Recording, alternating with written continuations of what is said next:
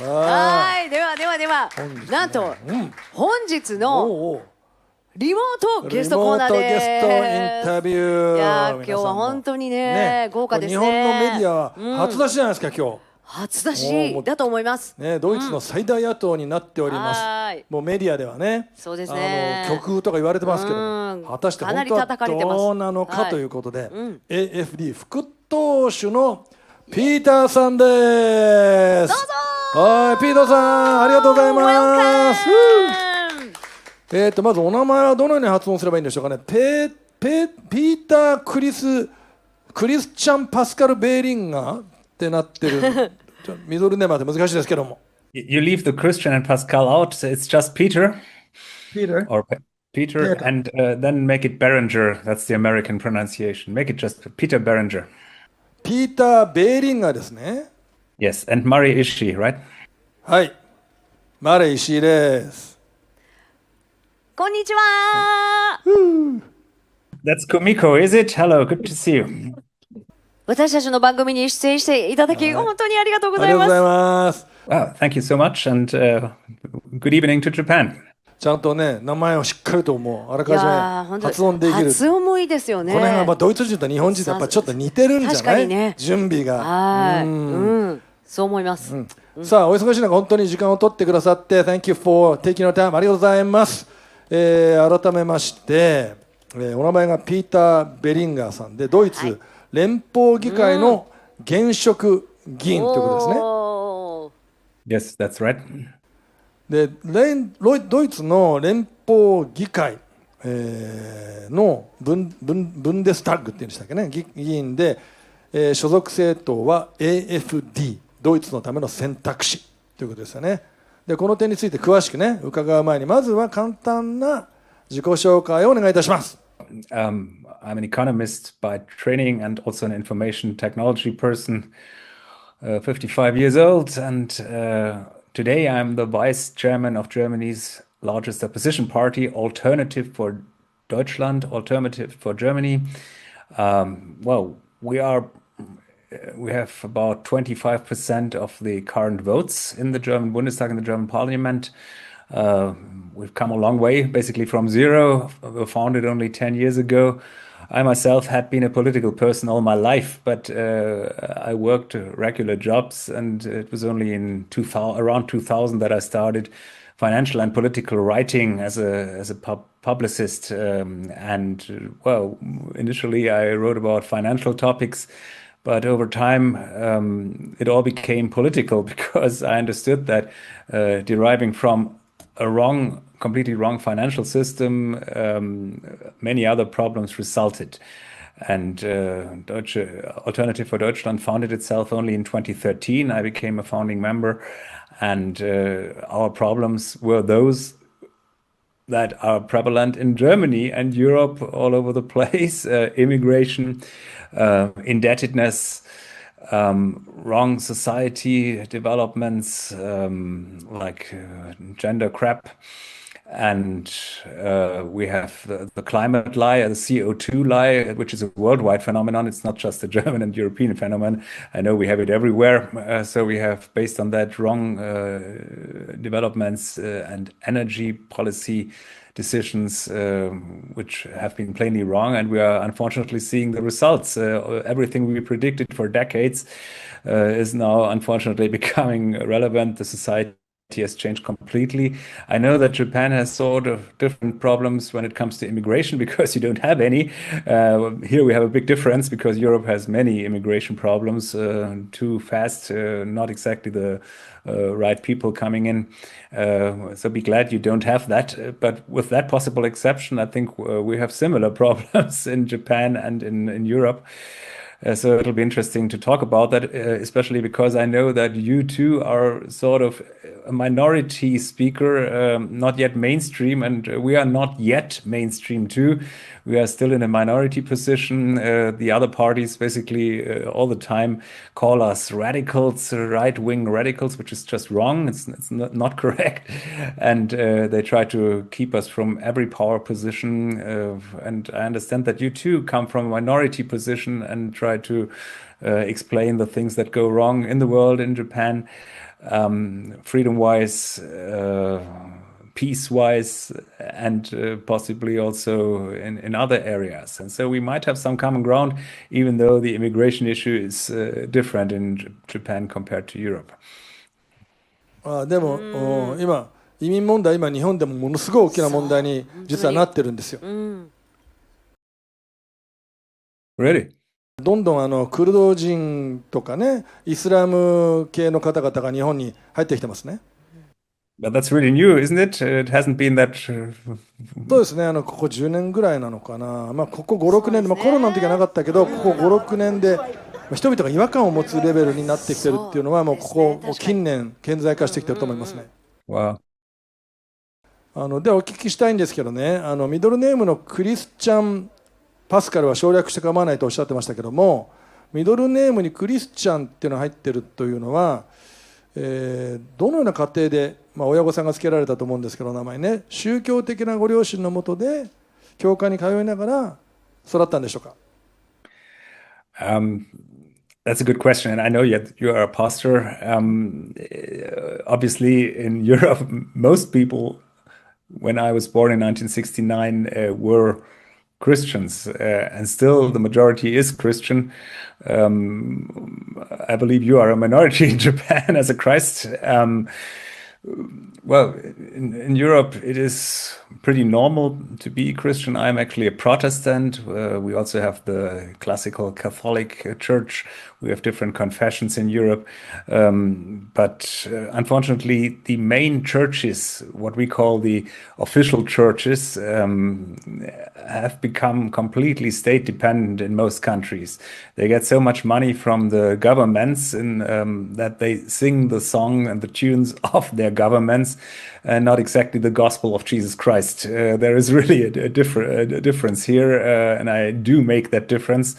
The churches and the official churches in Germany have become, I believe they sing an anti-Christian song these days, and thereby they cannot and must not be supported any longer. You have to become spiritual individually. You must not remain a member in those churches, even though we still have around 50% of people who are officially members in those churches. But I believe they have not a lot to do with the Bible and with the Christian gospel, especially not the New Testament of Jesus Christ.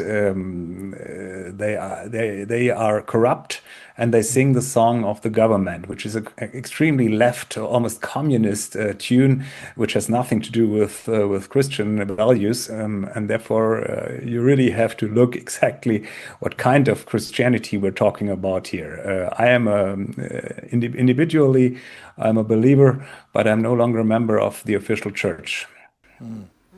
いやもうこれめっちゃこの間のカナダのさゲストの方と全く同じですよね。もうドイツも国教会みたいに税金を献金がさもう自動徴収みたいな、そうなると必ず腐敗していくってわけで、ね、でご存知かもしれないんですけど、アメリカではねアメリカだけじゃなくてイギリスとか他のヨーロッパ諸国でもそうですけど、 Z 世代の若者たちの間でクリスチャンのリバイバル運動が起こってますよね。本当のボーンアゲンクリスチャンですよね。形だけじゃない、そういうリバイバルですよ。リバイバルでドイツでもこの霊的なスピリチュアルな状況、例えば新しい運動、リバイバルと呼べるようなものっていうのが起こってるんでしょうか。そのような動きがありますか。 I know about the American situation a little bit. Many what we call free church communities, evangelical churches. They are very special and they are different in their own right. I'm not sure if I can comment on all of those. We do not yet have such a big movement in Germany. We do have free churches too, and they have maybe a few million members, but it's not too many yet. They are, I think, better and more spiritual and closer to the initial word of God and Christ and the Bible. So yes, to some extent I can recommend them as opposed to the official churches. And obviously it is all voluntary. If people join those communities, they do it voluntarily. The official churches, you usually get born and you are already a member after the baptizing, after becoming baptized, you are a member in the official church, and you don't really have a choice. You pay the fees. A certain percentage part of your official taxes automatically goes to the official churches, and that's what makes them so corrupt, because they completely depend on legislation by the government. And you are talking now about those other free communities. They don't have that, and therefore they are, I think, more independent and closer, and they have more freedom to really preach the word of God. めちゃくちゃこれ興味深い話だね。そうですこのところは。ね。Well, I must say, for your listeners and viewers and for your audience, I come from the western part of the formerly divided Germany, West Germany, which was part of the Western community, pretty wealthy at the time in the 1980s, as opposed to the communist GDR, German Democratic Republic, which was a communist state dominated by Moscow, actually, up until 1989, when we got reunified. It was an interesting situation because nobody expected it, especially not the people, the plain or the ordinary people, but actually even the politicians, even our chancellor at the time, Helmut Kohl, was very surprised. Nobody expected the communist GDR to fall that quickly. They had celebrated it has celebrated its 40th birthday just 4 weeks before the ultimate collapse, and nobody knew in October 1989 that in September 89, that in October everything would be over. It came as a surprise. Nobody was really prepared for that. And I must admit, to the shame of our Western German people, including myself, that we were not 100% happy, because those poor people, we didn't know what to expect. Many did not 100% welcome that. I did welcome it, many people did, but we had really gotten accustomed over 40 years in that division. And it took a few people at least 5 years until they got accustomed. But ultimately, in hindsight, it is now 35 years that have been passed, already by mid-1990s, we knew that this was a good thing, that two parts of Germany that should never have been split and divided did come together. Everything worked out fine. We had the money to support those areas, so we did not see millions of refugees from Eastern Germany coming into Western Germany, as many people had expected. I think it worked out well, with a few exceptions, but it is a completely different story. Integrating at the time, I think, 18 million Eastern Germans with a very similar German background, speaking the German language was so much easier than integrating what we now have 10 million people, most of them Muslims, coming in not willing to learn German, most of them, as we're seeing now. It's a completely different story. So even though some leftists sometimes compare it, you have seen those refugees from Eastern Germany, and now you have refugees from the Middle East, Muslims, there's no big difference. Oh yes, there is a very, very big difference. Culturally, Germany has always been some sort of immigration country, because we're in the middle of Germany and have been an immigration country for 2,000 years, actually, since the Romans first invaded Middle Europe. But it's a different story now, because that immigration which comes in now is so fast and so different from the German culture that it is almost impossible to integrate. ものすごい興味深いね、本当にこの辺のところは。そうですね。だから同じ人々、同じ民族でありながら長年にわたって分断されちゃって、で全く異なる文化とは言わないまでも異なる環境で暮らして、で突然もう一回一つになったということで、同じ人々でありながら考え方とか話し方とか振る舞い方とか、そういう違いっていうのもやっぱりあった部分もあるんですよね。Well, as I just said, it ultimately it was not so difficult. It took 5 years to overcome 40 years of division, which was possible and it was okay. But it was people had to get accustomed to the idea. And yes, there were differences in the mindsets, because the Eastern Germans, most of them, had lived in a communist country with a communist mindset in a totalitarian state for 40 years. And the West, well, at least officially, we did not. We were pretty free, and yes, we were practically free agree too, with some exceptions maybe. But well, if the culture is the same and if the language is the same, you can integrate. And personally, I believe that the mindset of the former Eastern Germans to some extent is easier to get along with Western Germans, even though I'm a Western German myself, because they were not brainwashed by Western propaganda media for 50 years. I believe that you and your listeners know what I'm talking about, because that brainwashing is going on all over the world, especially when it comes to CO2 religion, when it comes to COVID, Corona and stuff, when it comes to freedom issue, when it comes to war and peace. That is the same all over the world, and well, maybe we're going to talk about those lies anyway. そうですね、まさにそれを話したいんだけど、はいはい、今まで党の公式見解とか、あるいはピーターさんとかがお話しされてる内容とかを YouTube で聞いたりすると、基本的に僕らがずっとこの番組で言ってきた内容、茶番で免許の問題も含めて非常に似ている、基本的に同じことをね、もうおっしゃってるんだなというふうに思ってるんですよ。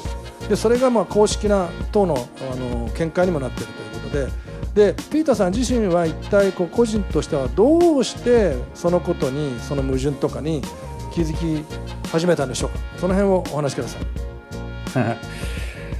It's not so easy to answer, because the lies are so big and it depends on what kind of lies.